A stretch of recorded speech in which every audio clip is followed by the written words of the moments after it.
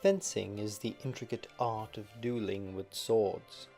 Labeled by some as physical chess, modern fencing has evolved from a blood sport to an athletic test of skill, speed, strength, and tact. Fencing is one of the oldest forms of armed combat. The origins of armed combat are prehistoric, beginning with club, spear, and axe. Bladed weapons such as the khopesh appeared in the Middle Bronze Age and the proper sword in the Late Bronze Age. Roman gladiators were the first to include dueling in a sport-like setting. Modern fencing has evolved to become more competitive and athletic. The three basic weapons used in modern fencing are the foil, the épée, and the saber. The foil is based off the classic rapier. Modern fencers have adapted the grip to fit the palm for better movement and accuracy. This grip is commonly known as the pistol grip. Here is the pistol grip in comparison to the classical French grip. The target area for foil is the torso and the back, which is indicated by a conductive lame. To be able to fence, one would need a mask, a jacket, knickers, an underarm protector, a lame, a body cord, a glove, and a weapon. And also, two fencers. Hi, my name is Martin Rodriguez. I'm a foil fencer. I'm a student here at University of Houston. I've been fencing for 8 years. I started in a high school. What happened was that I was in football and I just happened to walk by the fencing club, and it just caught my interest, and from there on that's where I've been. Hey, my name is Davis John Finn. I'm a foil, épée, and saber fencer. I've been fencing for about 11 years now. I started fencing in the spring of 2003. Actually here at University of Houston. I took a beginner's class here, and then from there I joined the fencing team, and then just kept on going from there.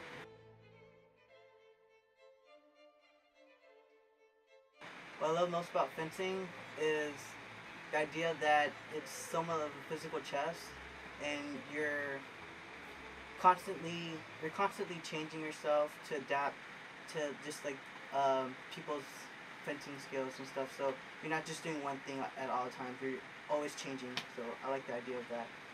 I like the community most. You get to meet a lot of different people from a lot of different places. Mostly the Eastern European countries, because apparently fencing is a much bigger sport there. And me not having traveled to Europe at any time, seeing their culture and their way of like training and their dedication to sport, that really inspires me to be a better fencer.